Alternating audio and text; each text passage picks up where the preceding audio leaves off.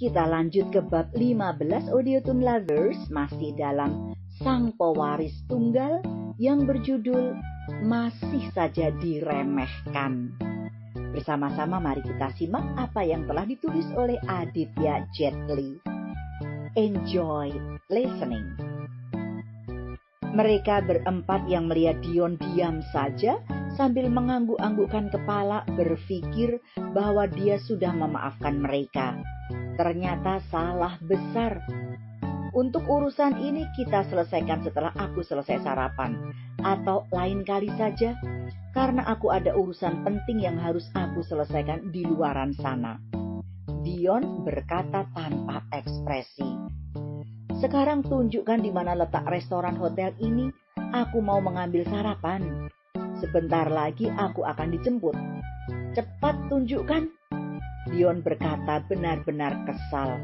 Mohon maaf Tuan, untuk tamu penting seperti Tuan, semua kebutuhan telah dikirim ke suite Tuan, termasuk untuk sarapan. Jawab kepala restoran merendah, sikapnya benar-benar berubah 180 derajat. Tidak lagi angkuh seperti tadi, begitu juga dengan eksekutif chef itu. Oh, begitu. Jawab Dion singkat, kemudian beranjak pergi tanpa memperdulikan mereka yang berdiri bengong di tempatnya. Cepat antar Tuan Dion dan layani dia dengan baik. Terdengar sebuah suara dari kejauhan yang ternyata berasal dari general manager mereka. Baik Tuan, serentak mereka menjawab, kemudian mengikuti Dion untuk naik ke lantai atas guna melayani Dion sarapan pagi ini. Dion yang mendapat layanan pribadi untuk sarapan yang tak tanggung-tanggung langsung dilayani oleh eksekutif chef, hanya diam saja. Baginya itu kesempatan untuk menguji seberapa tulus mereka melayani dirinya. Apa karena pamrih, takut, atau karena mematuhi perintah? Setelah selesai sarapan, mereka berempat membereskan perabot makan yang ada di meja makan, membersihkannya dan membawa turun untuk dicuci. Setelah meminta izin kepada Dion. Tapi sebelum mereka turun, Dion meminta kepada mereka untuk membawa sisa makanan malam tadi di kulkas. Waktu tidak terasa sudah menunjukkan pukul 9.10 menit, saatnya untuk Dion bersiap-siap pergi menemui kakeknya untuk menerima mandat atau penyerahan kekuasaan semua aset perusahaan Birawa Group. Dengan mematut-matut dirinya di cermin, Dion memutuskan untuk mengganti pakaian yang dikenakannya. Baju kaos yang tadi dipakainya diganti dengan kemeja putih lengan panjang. Kemeja satu-satunya yang masih terlihat baru karena jarang dipakai olehnya. Terasa pas di tubuhnya yang tinggi atletis dipadukan dengan celana panjang berwarna biru dongker. Setelah merapikan rambutnya, Dion bergegas turun ke lantai bawah menunggu untuk dijemput oleh Ivory. Gadis-gadis resepsionis sudah mengenal dan mengetahui siapa Dion. Begitu juga dengan Shirley yang sekarang hanya menjadi staf biasa di bagian front office itu. Tapi bagi tamu-tamu yang saat itu ada di lobi hotel, mereka memandang Dion dengan muka meremehkan. Terlihat benar mereka kurang senang atas kehadiran Dion di dekat mereka. Tepat pada saat itu handphone Dion berbunyi, dia segera mengeluarkan HP jadulnya dan mengangkat sebuah panggilan masuk yang ternyata dari Ivory. Orang-orang yang melihat Dion mengeluarkan HP jadul tersenyum sendiri tapi berusaha ditahannya. Dion cuek saja, tidak memperdulikan reaksi mereka. Dion malah asyik mengarahkan pandangannya ke pintu masuk hotel untuk memastikan apakah Ivory sudah datang atau belum. Tak lama berselang, seorang gadis cantik dengan tubuh berisi yang terlihat proporsional dengan tinggi badannya datang menghampiri Dion yang sedang duduk di sofa lobi hotel. Kehadirannya menarik perhatian beberapa orang tamu yang ada di lobi tersebut, termasuk Shirley dan gadis penerima tamu, serta karyawan lain yang kebetulan tengah berada di situ. Mereka tidak tahu kenapa seorang sekretaris utama Tuan Cakrabirawa yang notabene-nya adalah pemilik hotel tersebut datang pada pagi hari itu secara mendadak.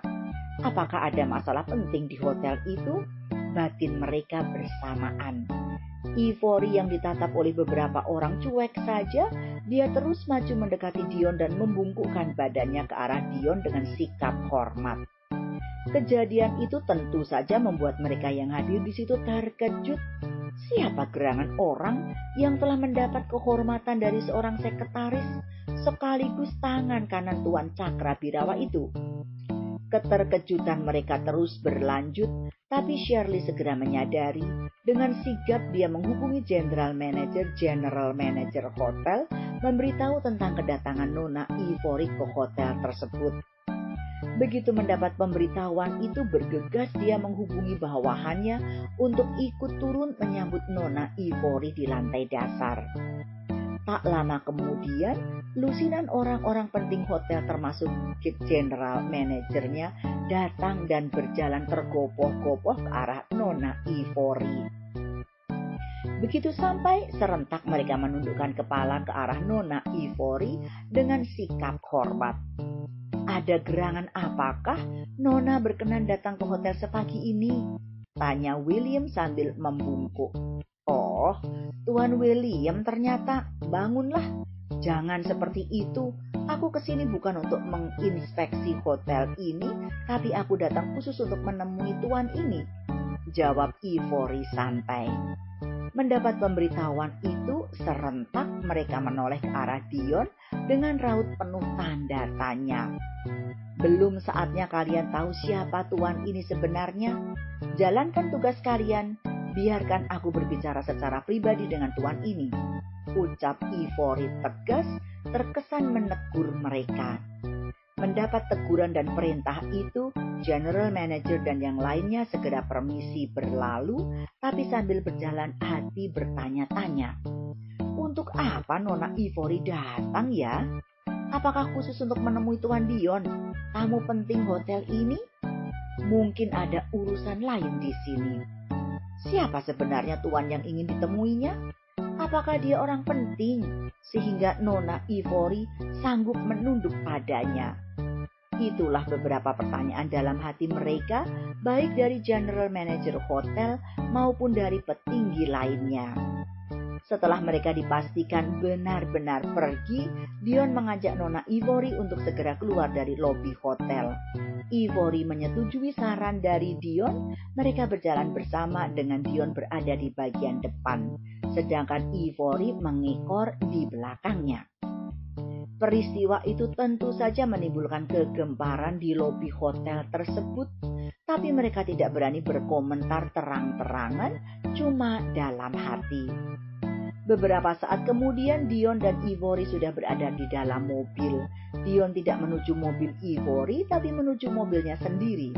Wow, pilihan Tuan sangat pas dengan kepribadian Tuan. Mobil Lamborghini keluaran terbaru. Jadi yang sedang viral di media sosial adalah mobil Tuan? Tanya Ivory senang. Ah, mereka saja yang kepo. Mau tahu saja urusan orang lain, jawab Dion sekenanya. Sementara itu mobil terus melaju, membelah jalanan kota yang masih ramai. Beberapa orang yang melihat mobil Dion yang viral baru-baru ini di sosmed serentak berkomentar. Lihat, itu mobil Lamborghini keluaran terbaru yang lagi viral. Ayo, kita ambil gambar atau videonya, ujar mereka serempak sambil mengarahkan kamera HP-nya ke arah mobil yang sedang melaju di jalan.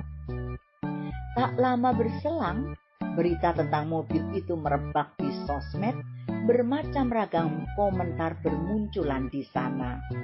Ivory yang duduk di sebelah Dion sempat juga membuka HP dan melihat bagaimana terkenalnya mobil Lamborghini milik tuannya di masyarakat, tapi dia hanya tersenyum saja. Orang-orang pada sibuk membicarakan mobil itu, aku malah menaiki mobil tersebut. Duh, miris, batinnya.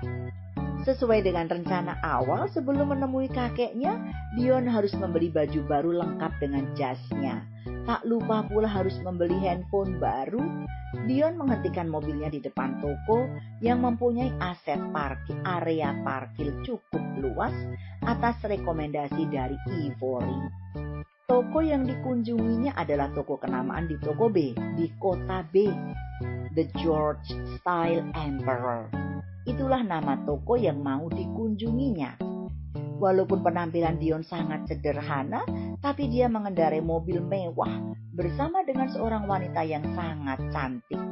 Orang-orang yang melihatnya terpana dan bertanya-tanya siapa gerangan lelaki yang sangat beruntung itu. Banyak yang iri, banyak juga yang mencibir. Paling-paling lelaki simpanan, cibir mereka dalam hati. Tanpa memperdulikan ocehan dan tatapan mereka, Dion dan Ivory melangkah masuk ke dalam toko. Kedatangan mereka disambut oleh seorang pramuniaga yang berparas cantik, tapi masih kalah cantik dengan Ivory. Selamat pagi Tuan dan Nyonya, ada yang bisa saya bantu? Ati Sulistyawati akan segera kembali membacakan bab berikutnya. Audiotune lovers, as usual, please wait for me, don't go anywhere. To be continued, bersambung.